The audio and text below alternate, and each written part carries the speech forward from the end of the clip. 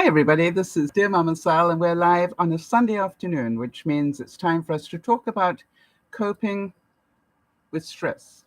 And today, what I particularly wanted to talk about is the stress of chaos and how to calm ourselves when we're living in a chaotic situation or within a chaotic lifestyle or within chaotic events. All right. And it's just what I want to show you is like anything else in life, make sure you see both sides of it, because there's some parts of chaos that are good and there are some that are really messing you up. And the trick is to know which is which and to give the right amount of time to each. All right, so a very warm welcome to you all. For those of you who are new, Dear Mama Sal is not just me, it's a group of us who get together 3 times a week and we talk about coping with life in general. And I just have to say that I'm very, very grateful to you all for being part of my life. Excuse me. And I just wanted to, before we get on to the main subject, just take a quick look here for the birthdays and important dates. Um, I know that we um, missed celebrating Jodie's gastric bypass that she had done a couple of years ago now, or is it a year ago? Jodie, you'll have to let me know that. On July 12th, we had the sad memory of Misty. That's Jeannie's fur baby. It was its birthday on the 15th, Misty Moore. Um, but unfortunately, Misty has subsequently passed. And also, we had on the 17th the anniversary of Jodie's mum passing. And we have on the 25th Linda's birthday. On the 26th, we have Farmer's birthday. So those are the important days for us here at Dear Mama Sal. And what I want to do is just be aware that if we've missed your birthday, it's because it's not in my database. And therefore, please, could you let me know if you're a regular viewer so that I keep in touch with you? All right.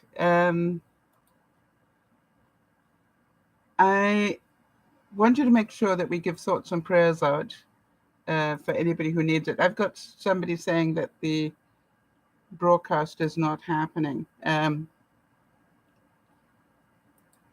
And yet I can see you, and I wouldn't be able to see if the broadcast wasn't happening, I don't think. So, okay, we'll just presume that it's all okay. Let me check with, hold on 1 second, everybody.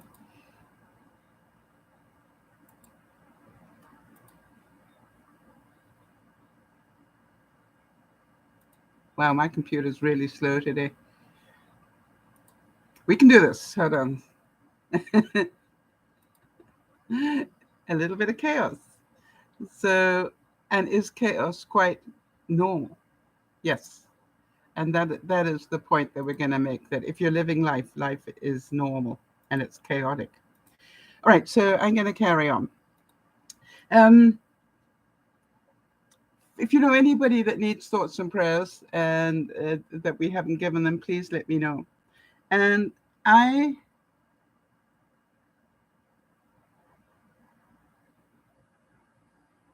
I wanted to, hi there, Jody. You're not having a problem with the broadcast other than the fact that I've having a couple of small issues here that I'll get over.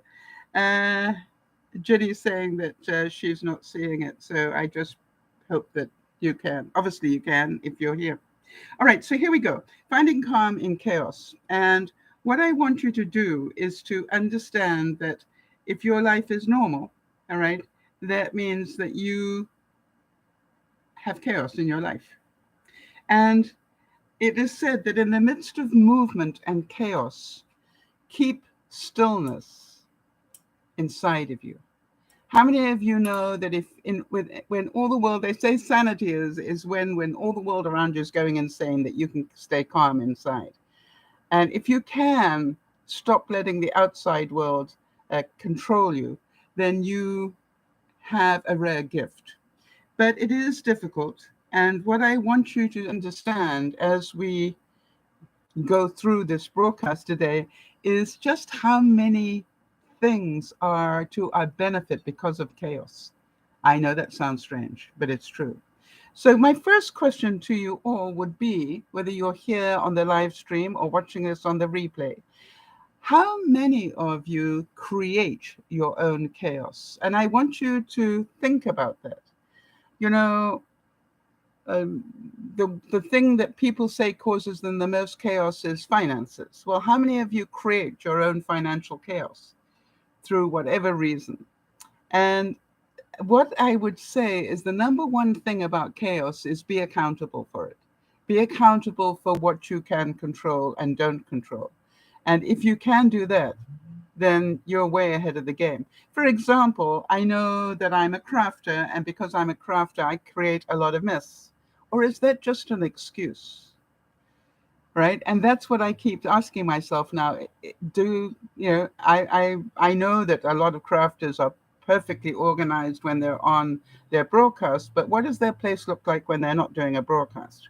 You know what I mean? It's like, um, so, and am I inclined to, take on hobbies that are incredibly messy and make a lot of chaos everywhere? Yeah.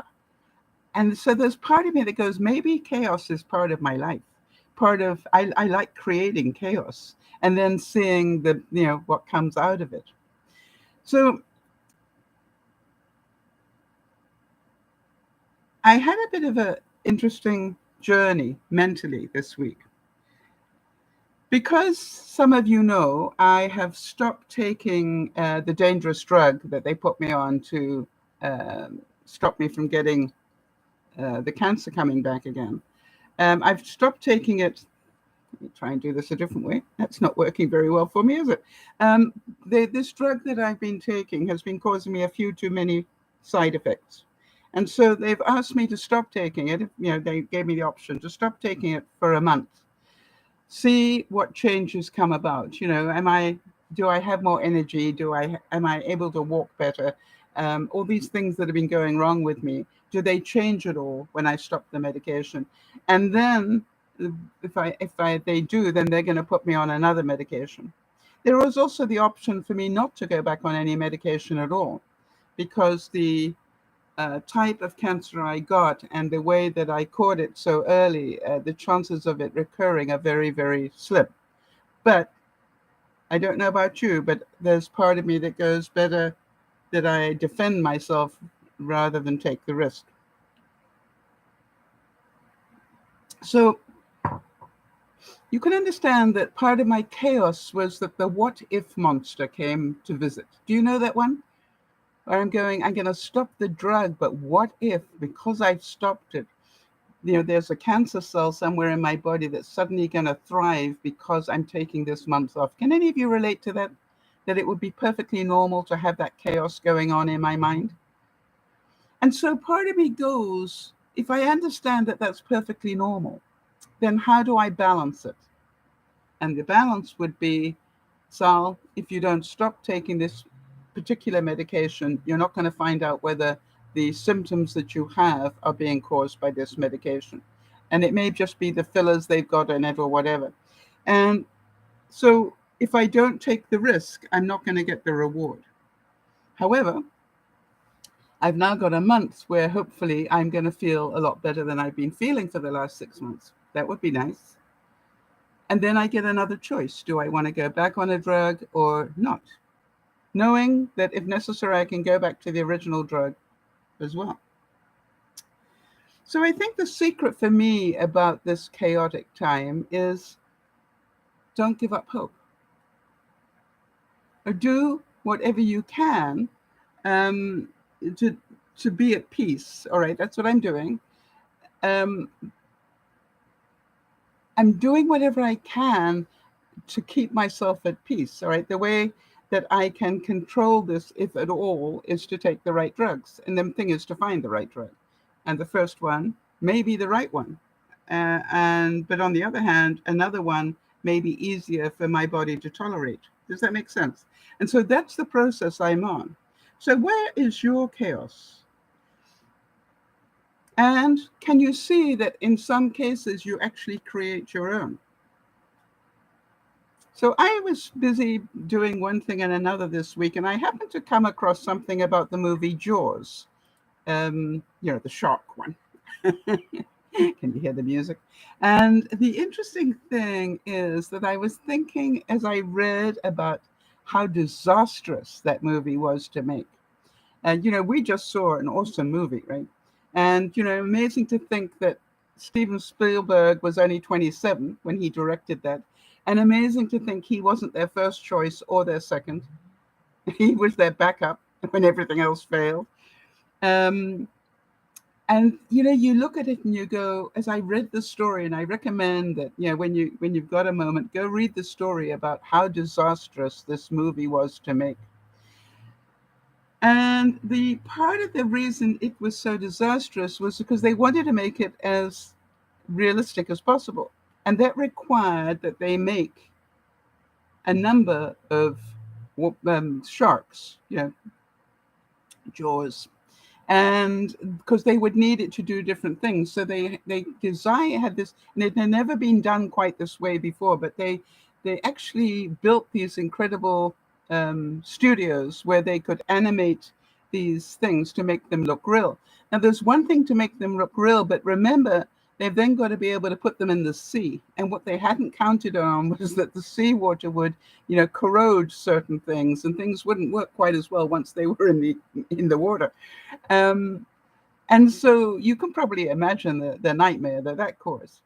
And, all in all, everything that could go wrong went wrong. And it was totally chaotic. And it was just one of those things where you go, I thought to myself as I was reading it, it's a lot like there's a lot to be learned from this. Because when you've got that much money on the line, think about it. And let me just see just how much money it took to make. Hold on a second. I know I've put that down here for you, because I knew you'd want to know. They reckon the budget was somewhere between 9 and 12 million, which was horrendous amount of money at the time. The interesting thing is, do you think they regretted it? Even though it was such a difficult movie to make, even though everything went wrong, they've ended up making about $500 million out of it.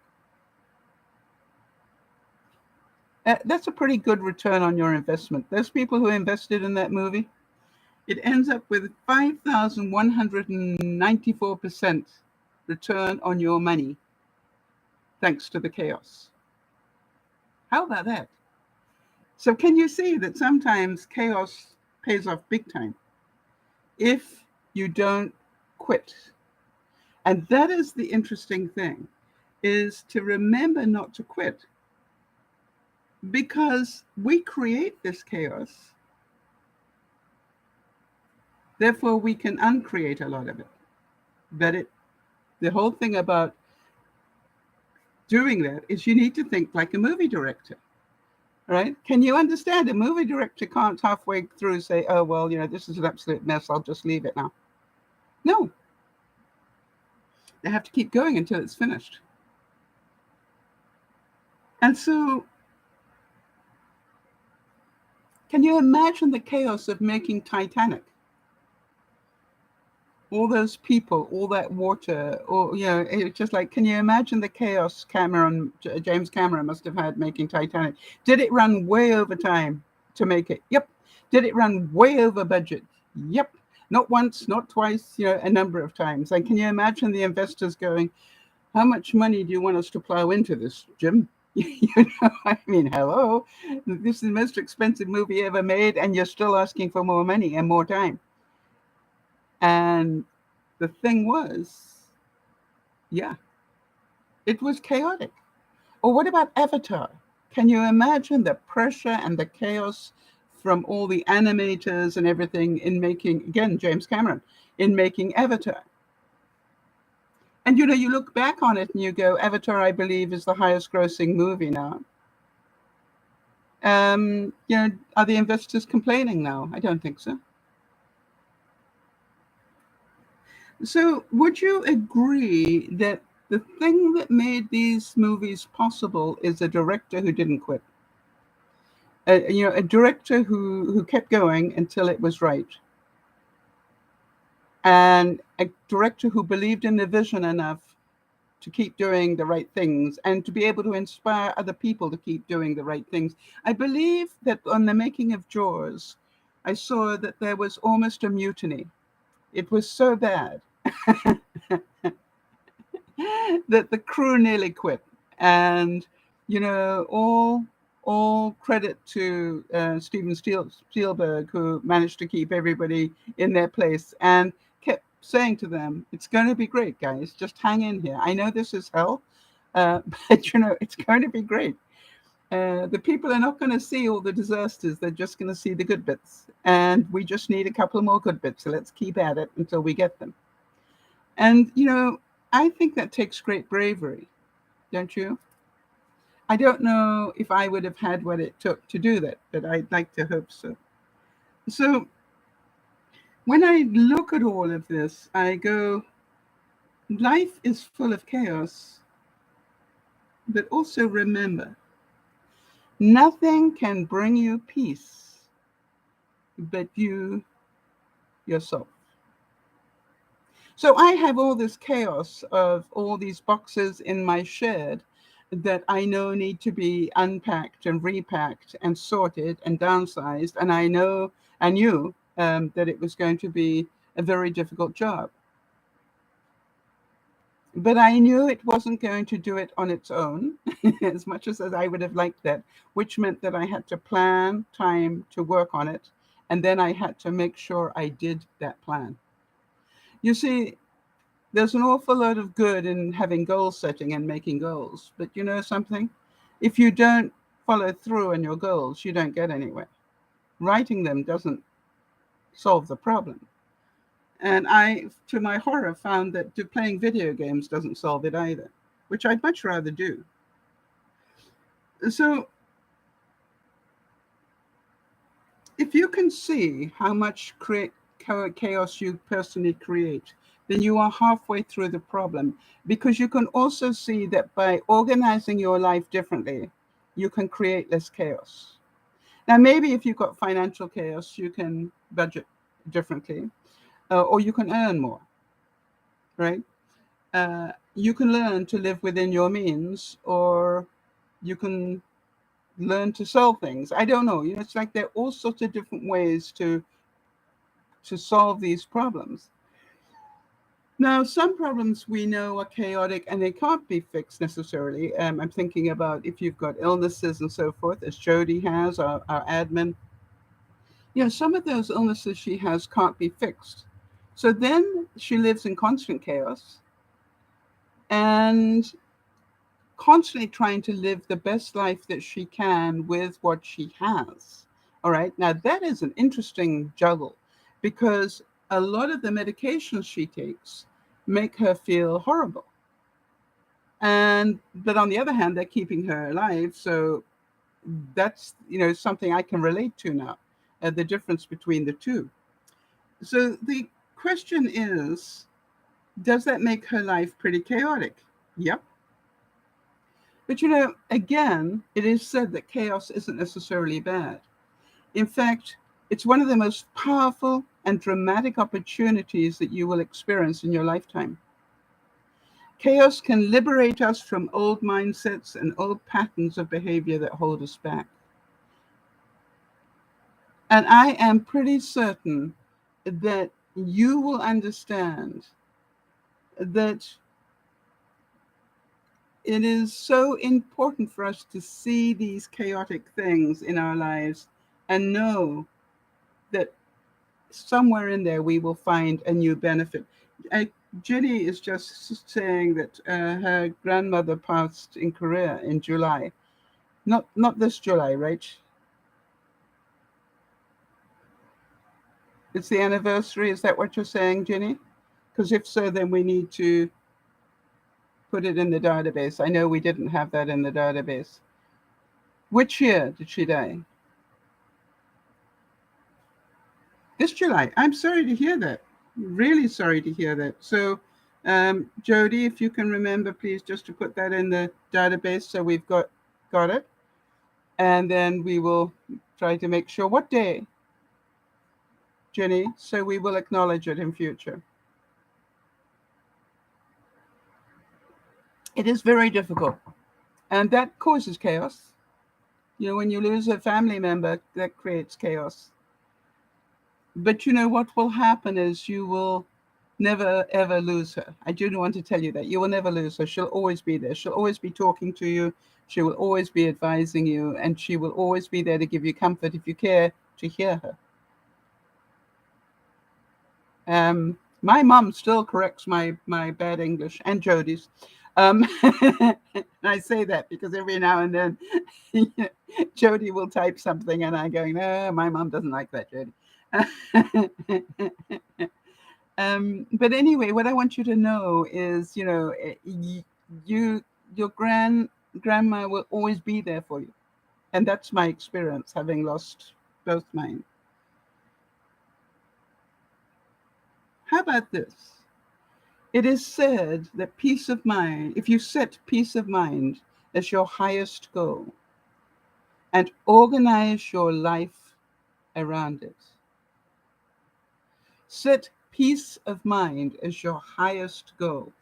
Now, for example, I know, hi there, there's Paul the Brit.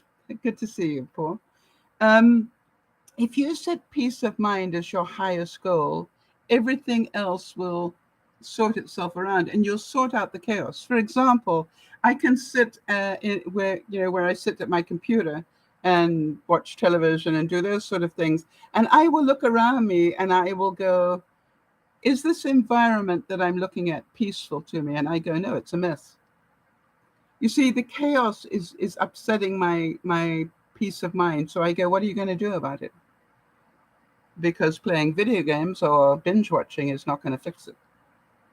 And then what I do is I go, okay, what would you like to do about it? So take a moment and I will just sit there and I write down, what would I like to do? All right. And then I put that into my day timer and I start working through the things I'd like to do bit by bit. But every time you ask yourself, what would make this look less chaotic? Very important, all right? So let me ask you, for those of you who are in the room, you know, what would make your life, or what is causing chaos in your life right now? What is it that you see or feel or hear or, you know, whatever it is, what is it that you have going on in your life that you find is chaotic?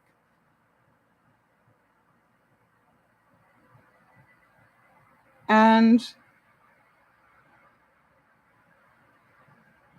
I had to say that it is amazing when I think about this whole thing about being a movie director. It really helps me sort of take another step. Because one of the things that I thought about was, you know, is a movie director going to sit and binge watch to fix the problem on the set of Jaws? No, I don't think Steven Spielberg did that. I'd be happy to get an answer, Paul.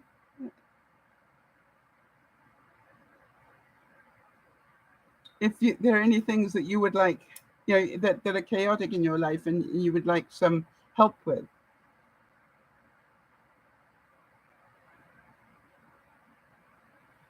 And so the main thing to do, yeah, I like that. Paul is suggesting, yeah, give Steven Spielberg a call and get him to clean up the mess for you.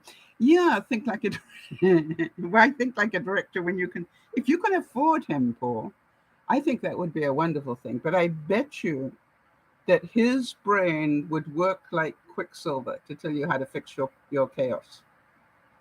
You know, I never really thought about it before, just how incredibly flexible a director's mind has to be. He's dealing with, you know, drama, drama from, the actors. He's dealing with equipment failures. He's dealing with dialogue that's not working properly. When you think about it, everything around him is probably, there's more stuff going wrong than is going right. And yet they still need to keep everything balanced and on track and on budget, if possible, and on time, which is, I think, pretty impossible. And so you look at it all and you go, what an incredible person he must be.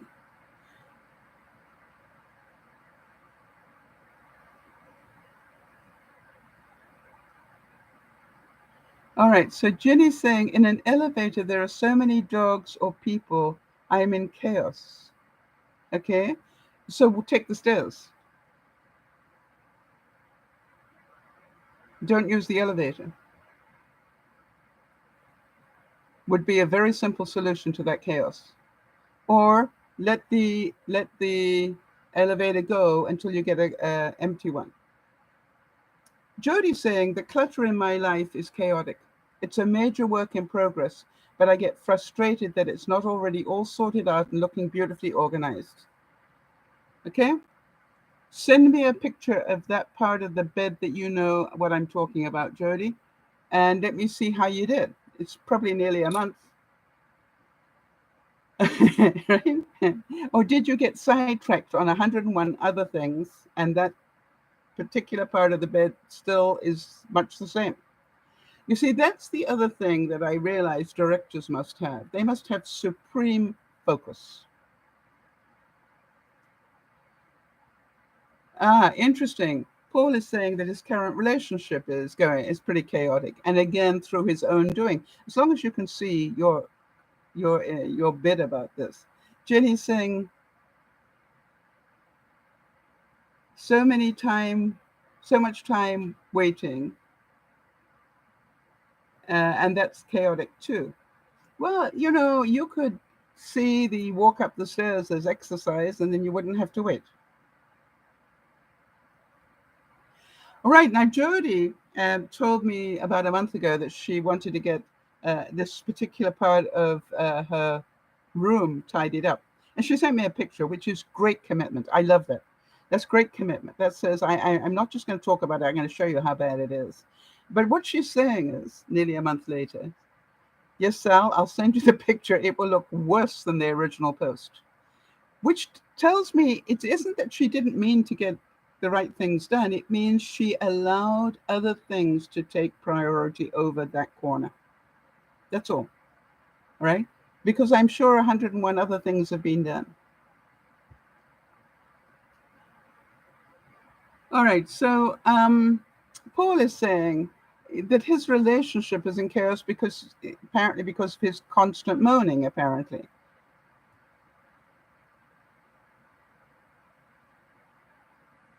And so why are you moaning? You must have a good reason for moaning. Are you feeling unloved? Are you feeling unappreciated? There must be chaos in your mind that you are moaning. It is not a perfect picture going on in your mind. You are in fear probably of losing the relationship. And then sometimes when that happens, you do things inadvertently to create that reality.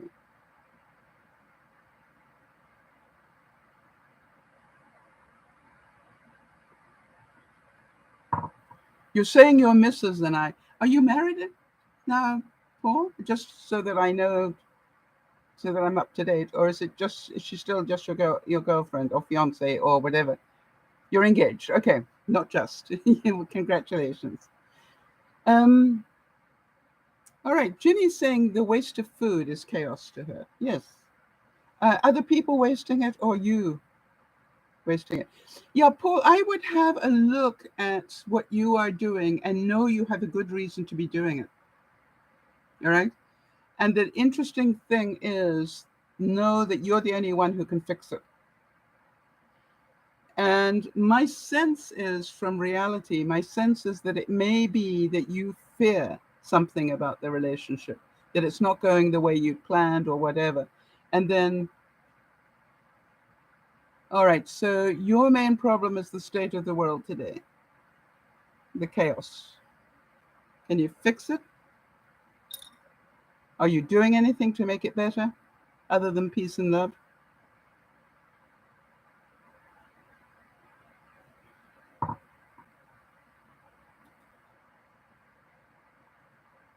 Yeah, and Paul's saying he can't fix the things going on in the world, all right? It is what it is. I just want to tell you it's 89 degrees, point 5 Fahrenheit, or 32 degrees Celsius, where I'm standing right now. But the good news is I'm able to stand and do this broadcast. So I've got the scarf, and I've got my water here, and I'm just going to dunk my scarf in there and cool it off. Okay. And then the trick from the cowboys, remember all those cowboy movies where they had bandanas? This is why. Because if you wear a wet bandana, your whole body will cool down. Wow. Paul's saying it hit 97. Outside, I'm talking inside where I'm standing, it is nearly 90 now. But that's okay. So what I wanted to talk to you about is just understand that we all have chaos. And you either are going to direct it or you're not. And either you can see that it's, you don't have the ability to direct it, like world peace. But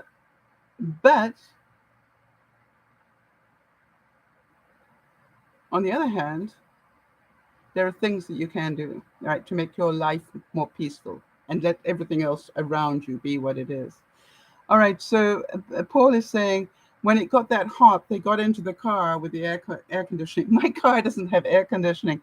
And it was so funny, Paul. I was meant to go to a meeting this week. And on the day of the meeting, it was the hottest day of the year. And I just phoned up and I said, hi, I think you know my age. I just want to tell you that it is the hottest day of the year. And I don't have air conditioning in my car. So I am choosing not to drive. Paul's saying they didn't even go anywhere. They just sat in the car and let the car run with the air conditioning going. Good idea. So do you understand that it's not, if you're in momentary chaos, I'm thinking about Jenny saying that, wasting food makes her feel chaotic. And I don't know if she replied whether it's other people wasting it or her wasting it. I am working really hard, Jenny, because I'm aware of how much food I waste. I am working very hard to order less each week when I order, to only make it essential for fresh foods and so forth, to really learn to cut down, which is very difficult after we've had 2 years of, stocking the pantry up because of the pandemic. So now I'm doing the reverse. I'm trying not to buy stuff and then to use the stuff that I bought for the pandemic. And I'm doing pretty well. I've probably got about a quarter of the way through it now. And that makes my life, all right, a lot cleaner, right? Because my cupboards are less full. I actually make it a thing that every week I go, it is time to do the big dumpster dive. And that means I go into my big freezer, which is still fully stocked, and go to the bottom of the big freezer and pull something out and eat it. Yeah, Jody's doing the same thing. It sure is difficult. Yep, it certainly is. But if we keep buying more food, the trick is not to put more food in the freezers, right? So now I'm getting pretty good about that. And the only things I put into the big freezer now are what I call the bulk things. When I buy bulk cheese and I cut it, and that is really helping. And so I need to make room to put it in there. So I throw out old vegetables and anything else that's got that. I wonder what that is thing about it. If I don't know what it is, it's going. It's time for it to go. So, Jody, can I go back to your tidy up thing a little bit? Can you see that you intended to do a number of things, or have Lionel do a number of things? And as far as I can remember seeing the picture, it was probably only about 4 things that needed folding and put neatly in place or away. It wasn't what I call, a month's worth of work. It was probably less than 15 minutes if somebody really concentrated on it. So the question that I want you to answer is, why didn't you do it? I mean, I know you've got 1,001 excuses, but why didn't you do it? Jenny's saying that in the last year, the weather was so hot. Yeah, and the weather's going to get more hot. So just be aware, if hot weather upsets you, you may want to think about, moving. And I don't know where you're going to move to, because I live in British Columbia in Canada, known to be cold, and we've got 90 degrees inside today. So the trick is, either you're going to learn to live with it, or you're going to move to the somewhere, like Iceland or something, which, by the way, is getting hotter every year.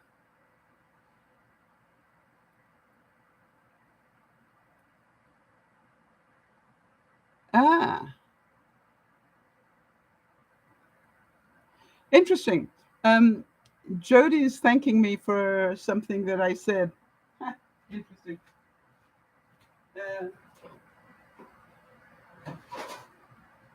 Okay. I've got an air fryer, and what I do is I bought myself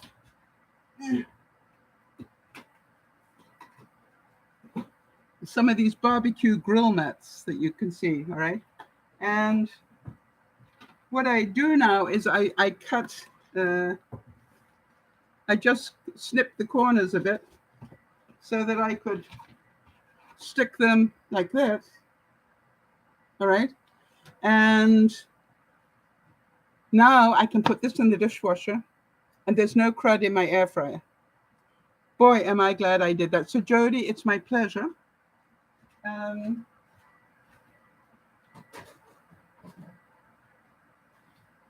Just talking about another bit of chaos, I noticed that with the air fryer, because it's got double doors, quite often when I went to do something with that, one of the doors would catch me and they're hot.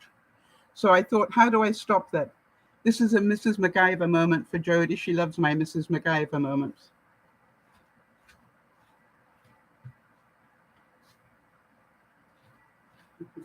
I happen to have a lot of these very, very powerful magnets. All right. So now when I open the doors, okay, so when I open the doors, I slide the magnet.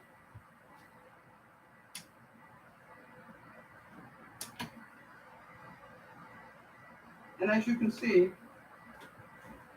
that door isn't going to, it's not going to shut on me. Paul's saying, ow, that's got to hurt. I want to tell you that you've got to have that chaos going on a couple of times. Then you go, I don't want that happening anymore. What can I do?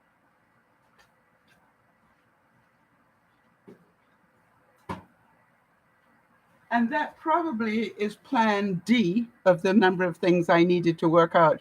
But I thought, like a director, if I don't want it anymore, I have to fix it.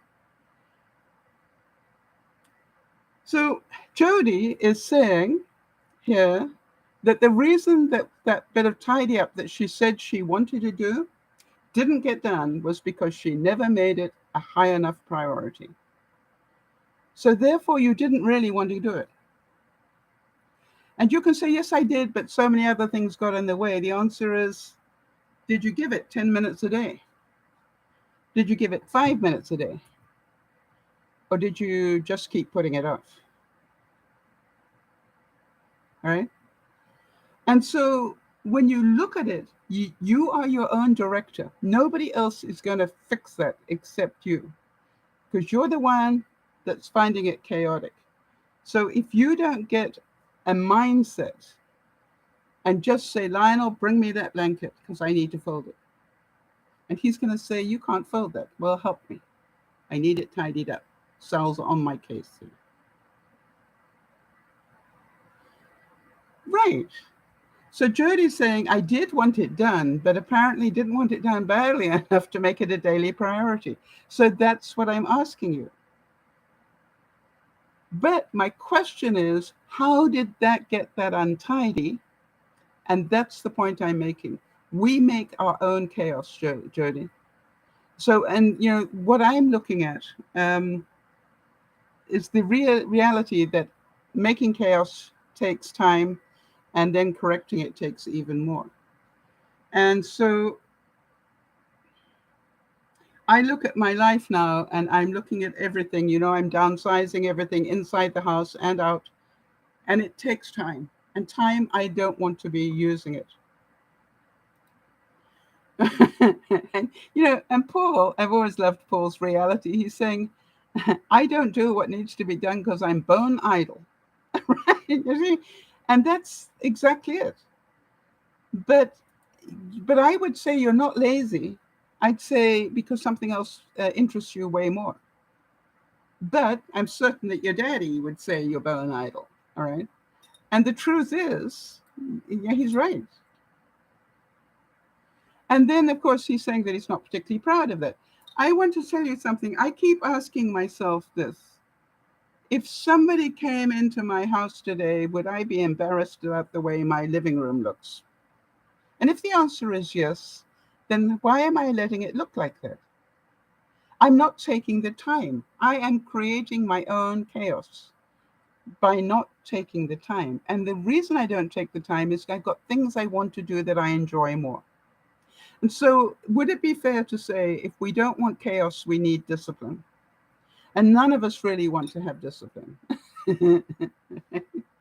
But think like a director. They cannot afford not to have discipline because the money is not going to be there forever and the time does eventually run out. All right? But, Paul laughingly is saying if they can't accept how your house is, then they shouldn't come to your house. I'm not saying what they think. I'm saying what I think.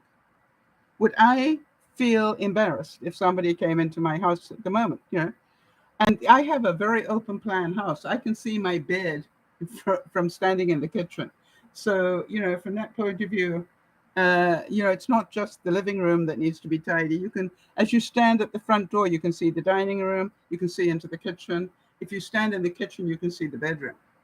So, there's certain things that need to be tidied up pretty quickly every day. Otherwise, it looks like chaos. So do we agree that turning chaos into order will take time? Jody? And you have to give it that time. It's not miraculously going to happen. Question, how many movies do you think they had planned right out and they knew exactly how long it was going to take?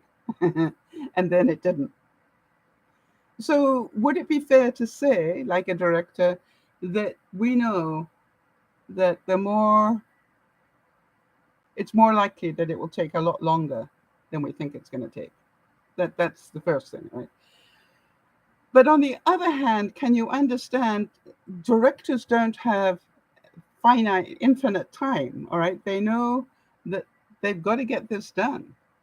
And it can't be any time in the next 2 years. It's okay. They've got to get it done. And they think like that all the time. And every obstacle that comes in their way. So it would be. Oh, interesting. Paul's saying, if my dad came to your house for dinner, the first thing he'd check out would be your kitchen. If he didn't like the look of your kitchen hygiene, he'd walk out. I think that's pretty fair. Obviously, I wouldn't be inviting him back again, but, that's his choice. And so, but that's somebody who has very, strict rules about how to clean in a kitchen. Unless I knew those rules, I wouldn't be able to come up to it, I'm sure. But, that also lacks some flexibility. I've been in houses where, it would be difficult. But, it doesn't necessarily mean that the meal's not going to be wonderful. Paul's saying they call him the matron. Hi, Izza. Good to see you. So let's think about that. So knowing now that we create our own chaos in so many ways, what changes do you want to make that would save you from future chaos? Jody, do you agree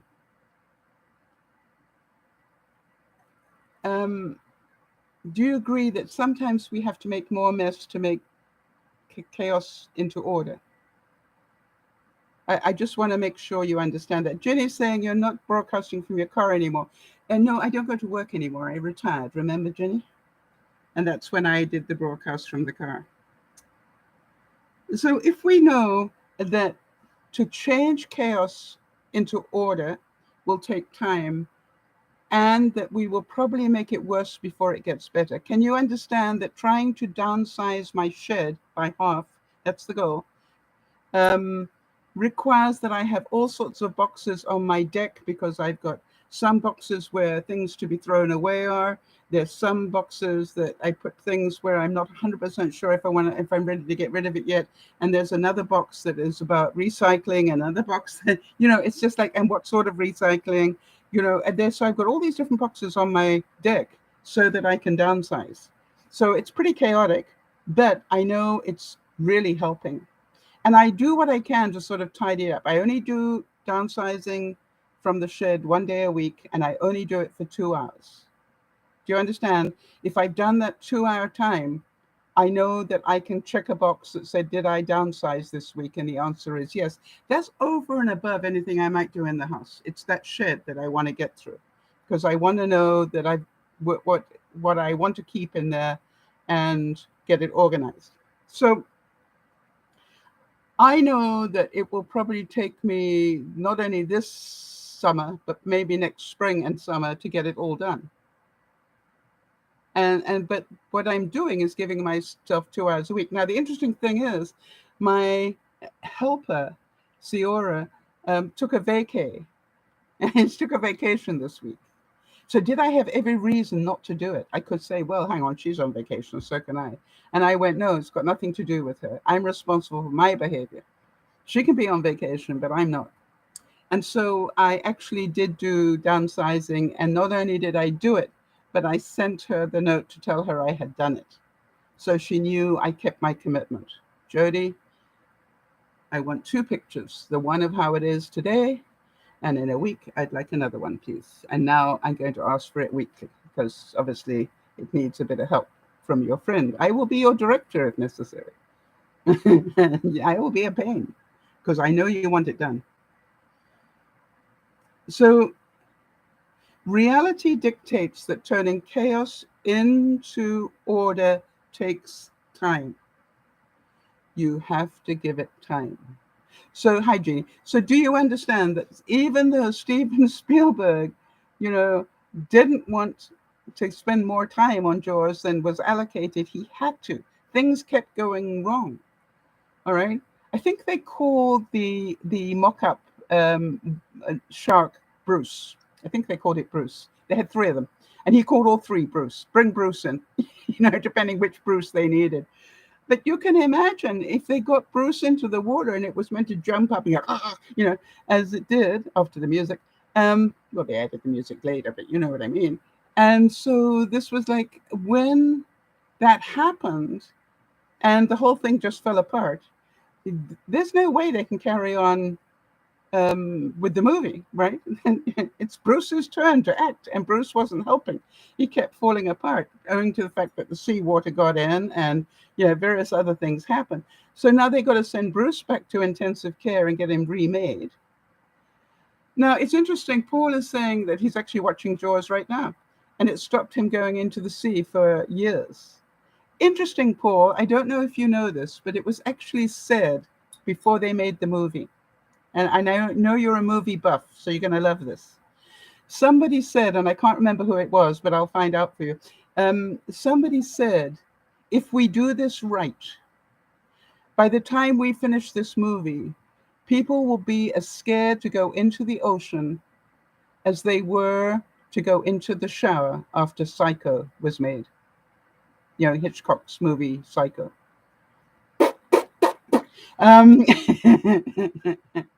And that is what happened. Yeah. All right. So thank you for reminding me of that. So agreed to turn chaos into peace. It takes time and effort. So, the question I have, Paul, you were saying that your relationship's got a few stuffs going on it.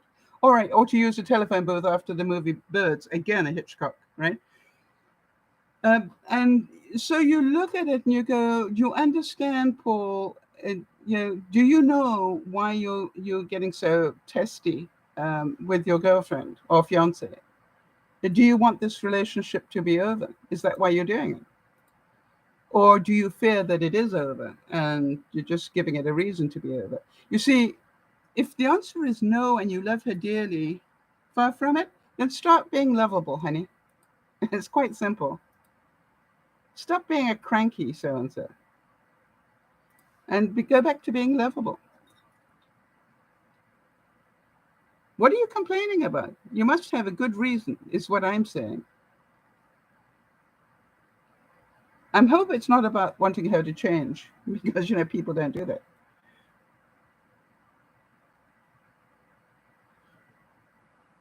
Now, I want to go back to this drug, all right? So you understand that letting it out of my system is really scary to me, because that makes me vulnerable. But if I don't take the risk,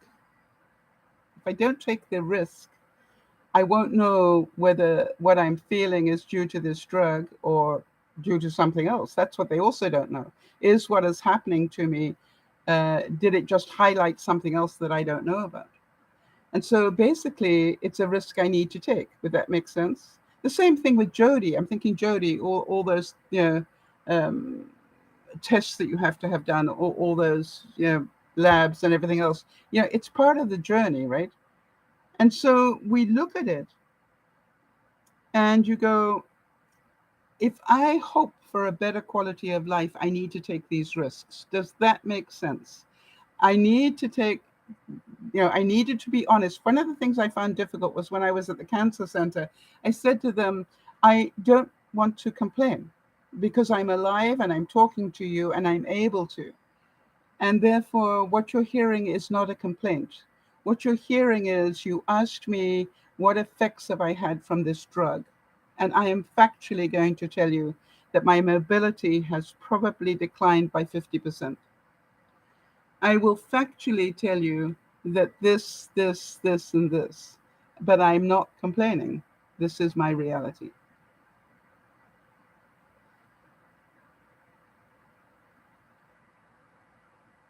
So Paul is saying that his fiance said that moaning when I've got nothing to moan about is offensive to those who actually have something to moan about and who don't. Well, there's a lot to be said about that, but, that's their problem and, her problem, not yours. You are who you are, and you're a moaner, right? Yeah. And he's saying that his fiance doesn't like his poor me syndrome. Well, I'd like to say that she better get used to it, because I don't think you're going to change that big time. Do you understand? If she thinks you can change it, why haven't you changed it by now? Right? Yeah, you're working on it, but it's probably going to be there. I think the question I would ask, and that's the important one, if I never changed it, would you still love me? And if the answer to that is no, then I can understand that. That's your choice. But the reality is, we don't change our spots.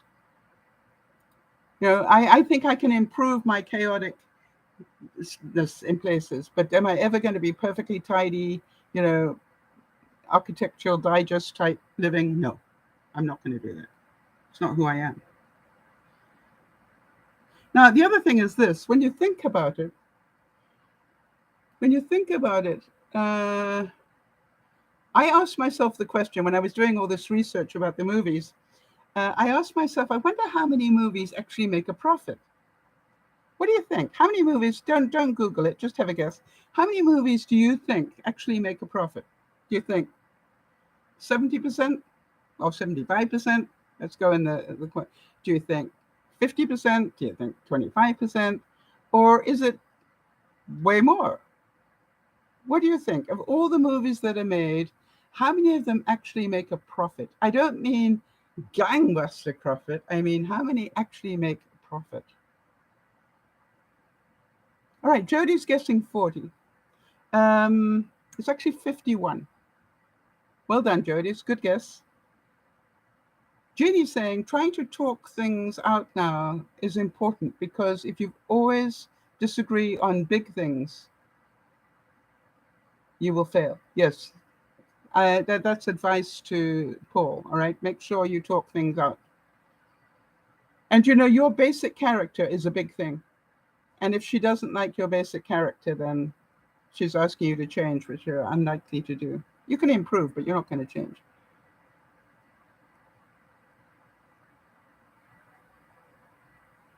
All right, I'm not going to repeat that next one, Paul, because this goes out on the replay. Right. Because I don't know what it is. I don't want to touch that subject. And, right. That means that you broke the trust level. And that can be fixed, but, that takes a long time to fix. So if you think about it, if only 51% of movies made a profit, that means that 49% made a loss. Would you invest in something that only had a 51% chance of making you money? Think about that. Would you spend your time and your money on something that only had a 51% chance of giving you a return?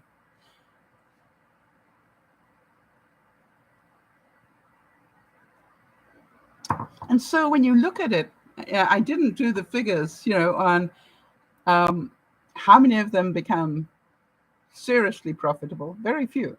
It's like being a movie star, right? How many movie stars never make it to the big time? How many baseball players never made it to the big time? But they go through all that chaos, all the hours of discipline and everything else, just in the hope that they will. And that's good. I was looking at Jamie Foxx this week, who we still don't know exactly what happened to him, but such an incredible movie star who had, in a heartbeat, 1 minute he was a very famous movie star, the next minute illness hit him. What about Christopher Reeve? 1 minute he's Superman, the next minute he's a quadriplegic. So you look at these things and you go, but when I think about Christopher Reeve and the chaos that his life went through, the fact that his wife stayed with him all the way, amazing. The fact that he then turned what he had left, that was his brain, into helping other people, wonderful. But his whole life was chaos from that day. And worse than that, a highly independent person suddenly became totally dependent. And so, Jody, I want you to think about Christopher Reeve when you sit there and go, I don't want to bother Lionel for that blanket because he's got so much on his plate. You can verbalize that. Lionel, I don't want to give you something else to do, but honey, I promised Sal I would have that part of the bed fixed, and I'm going to do it. So help me, because she will nag me. And if she doesn't nag me, she's going to nag you. So I better make sure that I'm on this, right? Because she cares. And what I'm saying is, when you understand that that's the sort of thinking you have to have. And if Christopher Reeve can overcome, I don't want to have to ask my wife to do this for me because, well, hello, he had to. And can you imagine what that was like for him? To have his life turned around that much. So I look at it and I say to myself, life is a chaotic thing.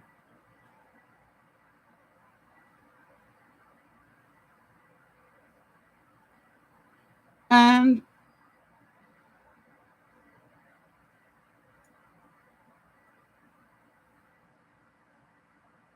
so when I look at it, I also know that life is a crapshoot. Paul, I'm reading what you're saying, but I'm not going to repeat it. Okay, honey? And I'm glad you can see the learning in that, the lesson. I hope it hasn't ruined the relationship.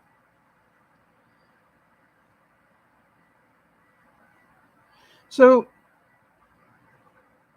if you can enjoy every moment of the chaos, if you can make it fun as opposed to a judgment. So Jody, you understand the difference in that. If you go on principle, I'm going to get this done now. On principle, I'm going to get this done now. I realize that this is actually a little bit embarrassing because I did say it's what I wanted to have done. Yeah, and Paul is saying, that it's up to him, how much work he puts into, fixing the trust level that's been broken in some way. And he believes that it's tarnished, it's not ruined. Yes. And that's why I'm saying, if you've still got a relationship, you will be able to fix it if you want to. But you being a sourpuss all the time is not going to fix it. You need to be lovable again to fix it. Do you think you could do that? And really, if you're doing nothing but nagging and moaning and apologizing and doing whatever, all right? Yeah, you've always been a moaner. I agree. That's why I said. And that's something you need to make sure that she is aware of, and that you're unlikely to be able to change that totally. However, you don't mind being made aware of it so that you can correct it. But will you ever stop being a moaner? I don't think so. How many of you agree with it? If we have that basic, basic characteristic, it is unlikely to totally change. And that's why so many relationships fail, because we hope the other person will change, but we're asking them to change something that's part of their basic nature. And so when you look at it, it's like, Paul, you're saying you're toxic. Is that what she says or what you say?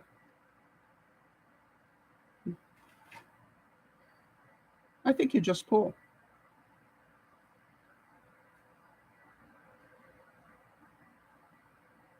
What many say. Okay. Well, what do you want to do about it? See, and that's the thing. And I think you're working on it. I always have said of you, Paul, just on the side here, I always said what an incredible job you did. Because if people wouldn't know this if they don't know the time that you were a regular viewer. But when Paul first became a regular viewer, every other word he said was a swear word. And I said to him privately, you need to get that under control or else I'm going to need to ban you. Now, for somebody who's used to swearing a lot, that's a very difficult thing to do. And yet, Paul made a conscious effort of not swearing while he was on a broadcast, live broadcast. And what amazed me was that he cared enough about the broadcast to do that. And I always saw it that way. So what I know, Paul, is that when you really want to do something, you can. And he's saying, you're right. If I can do that, then I can stop the moaning. Thank you, Sal. Yeah. And you did. And you did it so well. And if you ever tripped, which you did occasionally, you immediately apologized. All right. And so what I'm saying is that is something for you to know. When you really want to, you can. And you're trying not to. Yeah. So be a director of your life and apologize. But don't just apologize and keep doing it. That's like being a wife beater, right? It keeps on beating. Oh, I'm so sorry. Here's some flowers. Boom, boom, boom, boom. No, that is not an apology. We did a program about what is an apology. And so really what I would say to you is that you are sorry that she perceives me, that you perceive me as a moaner, whatever. And I acknowledge the fact that that is true. And I'm doing what I can. And then the thing is, Jeannie's asking, communication with your fiance is key. Are you really talking together? Because is it not just as frustrating for you to keep hearing that you're a moaner? So therefore, you would rather hear that it's improved a bit every now and then to give you hope. or, what is it you want from her? Is for her not to keep complaining about it, I would think. But on the other hand, if you are complaining too much, then she needs to make a decision, which is, does she still want to be in the relationship?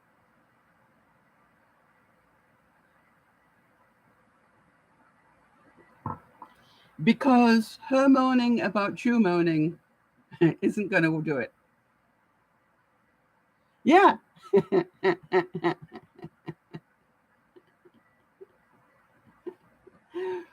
So, when you think about it, Paul is in his 30s, I think, or early 40s. How old are you, Paul?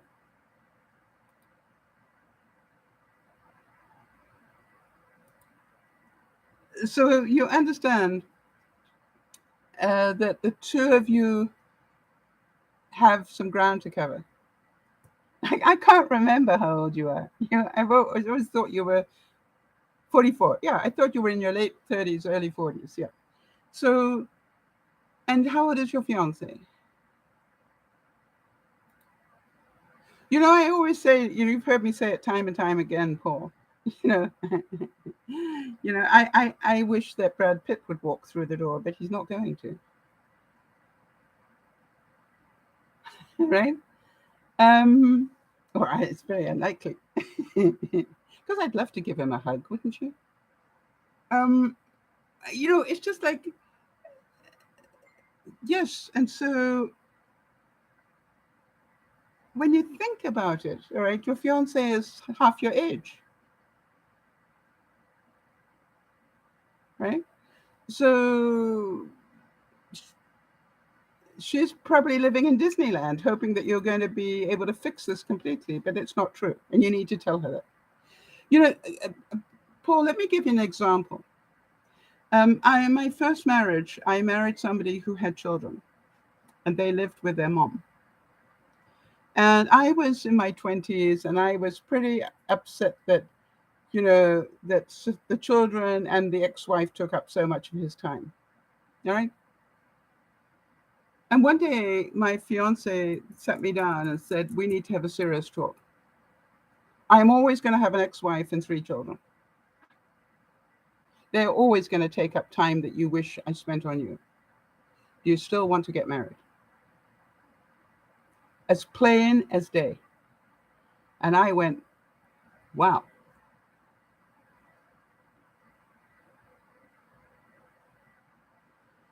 All right, so here's a bit of reality that Paul is saying. But she's the grown-up in our relationship, ironically enough, right? And I think she gets sick of having to be the grown-up. So stop being childish. But, you love to be mothered. So, and she obviously loves to mother you. Otherwise, this wouldn't have worked so far. So get some truths out there. You understand what I'm saying here, Paul? Yeah, she obviously loves to mother you because you love to be mothered. It's like it's like my turning around to Jody and saying, I don't want you to be a mother hen. Or, or for me, just, I say to people I love dearly, I just pretend to care. It's just like, it's who I am. Right? I'm not going to change. And Jody is going to continue to be a mother hen as much as I am.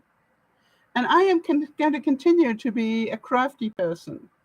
You'll probably be one of the last things. I saw, by the way, Paul, I know music is your thing. And I saw about the passing of Tony Bennett. And I was in absolute awe to remember that music is one of the last things to go in your life. All right? And therefore, keep the music alive, Paul.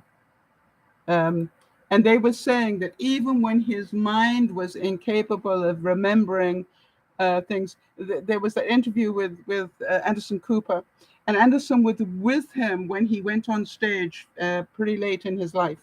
And he didn't quite know where he was, but they got him out on stage and he performed, because that's what he will always be, a performer, all right?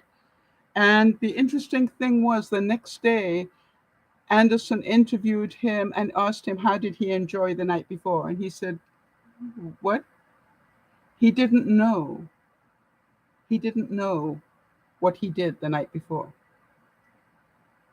And so the main thing is not whether you sing or not, Paul. It's you love music, and you always will.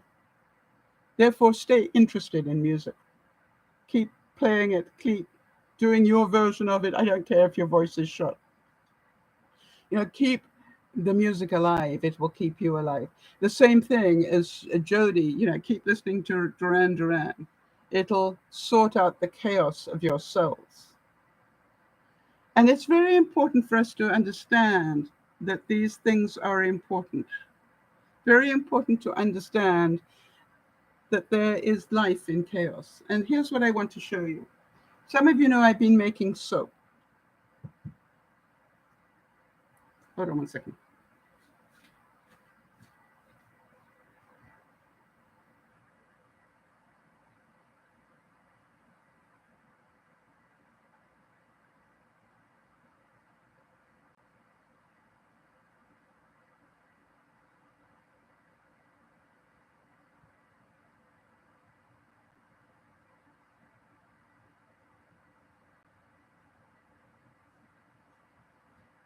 I thought I could show you something that I can't. So let me do it from this point onwards.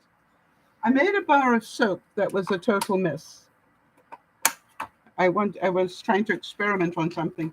And if you can imagine, I've now cut it up into little pieces, but it was too intense, all right, as for soap. So very pretty, but too intense. And then I said, well, what am I going to do with it? Am I going to throw it out? And I go, no. And what I said was, as one piece, it is too intense, but what if I cut it up into smaller pieces and then use it with other soaps? Can I turn the chaos here into beauty elsewhere? Good to see you, Chris. And what I did is I turned this chaos into this soap. All right? Can you see how just using it as a line turned it into art? And by the way, because each of the pieces I put in was slightly different,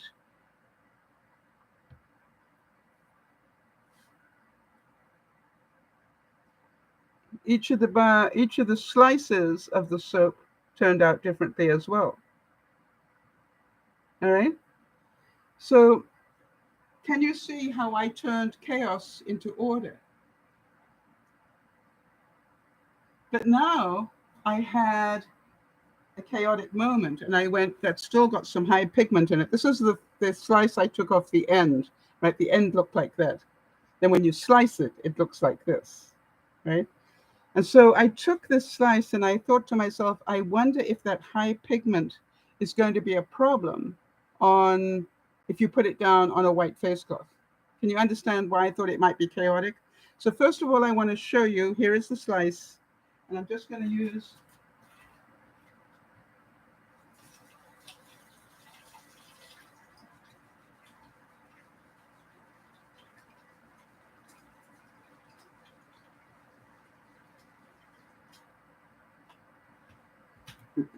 so you can see I haven't got blue on my hands. Can you see that? Please say yes so I can get away from my keyboard. Now what I'm going to do is I'm just going to rinse the suds off my hands and off the soap.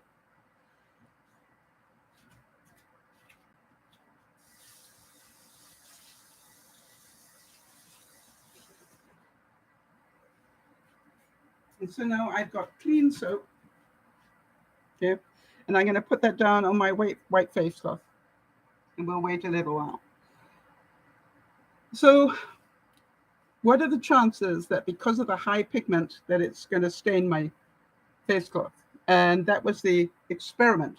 So you understand, even though I got chaos into beauty, Isabel's saying they make her hungry. They make me hungry too. They look like cake, don't they? They didn't look like cake here, but they sure look like cake there.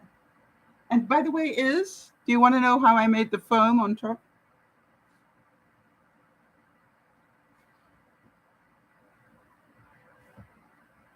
Can you see the sea foam on top?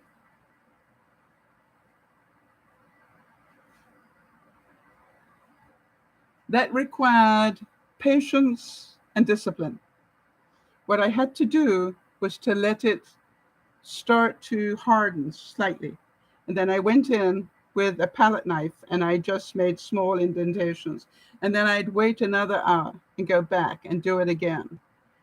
And then as it hardened, it started to stay where I wanted it. So exciting. But it probably took about 4 hours of dedication. So here we go. So if you look very carefully, now you probably can't even see it. There's a very slight amount of blue, but this is high pigment blue on a white face cloth. Now, the thing that I've said, and that is my concern, is that if I gave people a bar of soap like this, will they ever use it? And so part of the reason the answer is no. People have said to me, no, I display it. I wouldn't use it. But the thing is this, if I want people to use it, I've got to show them that, it really is worth using. But,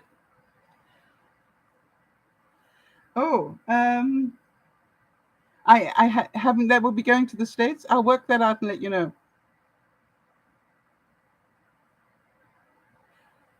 Yeah, Jeannie's saying I'd use it as hand soap in a soap dish. Yes. And that's why, funny enough, Jeannie, I thought the slithers are actually even better. No berries in there. Oh, wait a minute. There are no...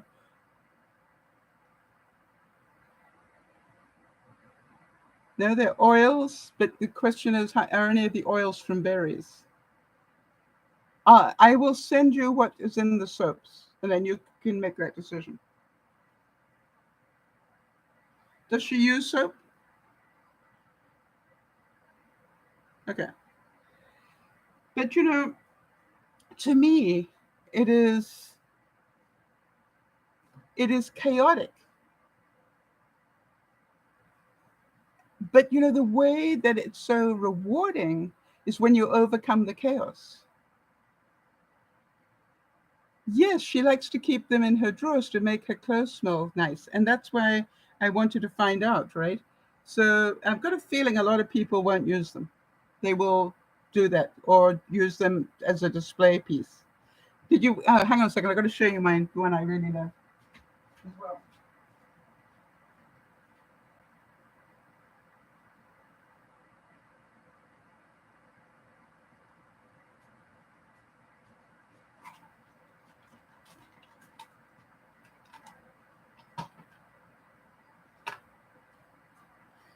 How do you like that one?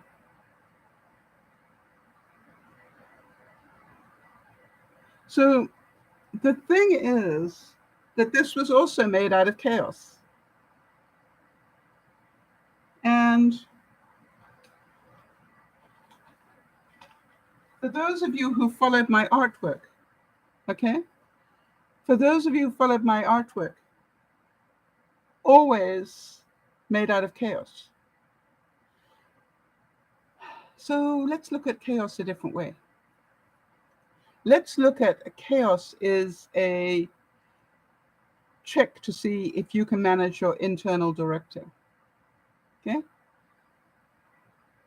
Can you manage your internal director enough to get the things done that you want to get done?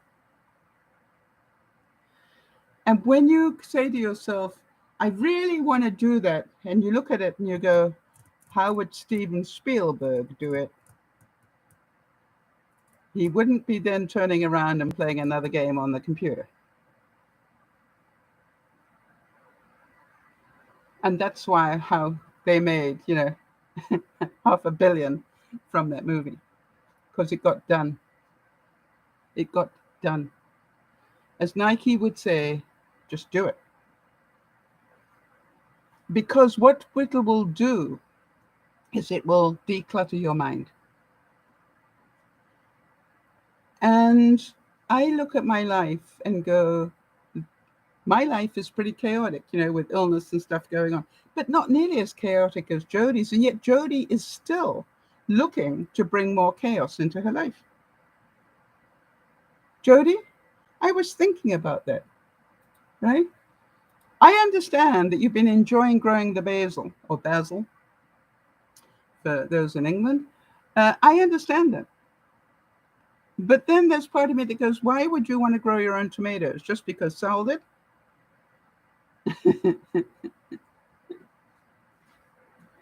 Yeah, and it's just like, it takes a long time to grow tomatoes. And, it's taken me this many years that I've got, I've had a dozen, at least half a dozen so far this year.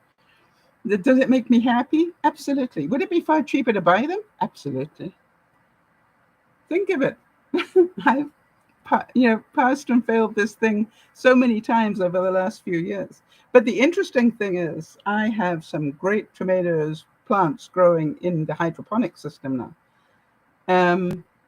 And now it's a case of, can I keep any of them alive?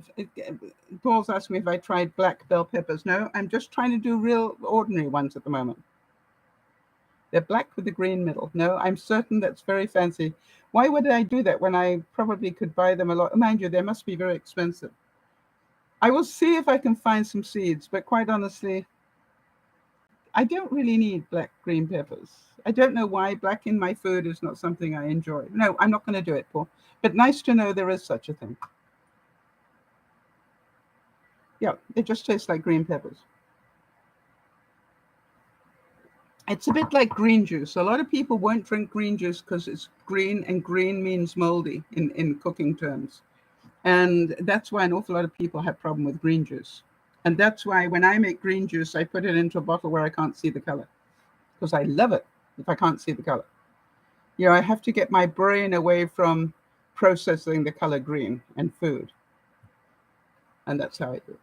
All right, everybody, I hope you found some wisdom in this, and I hope it's made you chuckle a bit here and there. And if so, we have the wit and wisdom that is Dear Mama Sal, and those of you who care to join me along the way. Thank you very much, Paul, for joining us, and please be kind to that fiance of yours and just be lovable. Life is very short. And if she's moaning about you moaning, then ask her to stop moaning about you being a moaner. And, both work on that. This is Dear Mama Sal saying, in 10 years of doing these broadcasts, I don't seem to run out of topics. Why? Because all the time, life is life. And it's full of great topics. Don't you agree? Think about Steven Spielberg directing Jaws as you go through this week and as you look at your chaos and go, did I create this? If he'd never done the movie, he wouldn't have had the chaos. And he fought to be the director of that movie. 2 people had to turn it down before he got it. Make sense? He wanted that chaos. He knew he could turn that into a great movie. Now, did he know for sure? But he had to be at least 51% sure. Think about that. This is Dear Mama Sal saying, have a great week. We'll see you on Friday. Thanks for your help, Jodi, and everybody else that's here. Thanks for joining me. It makes all the difference. Bye-bye for now.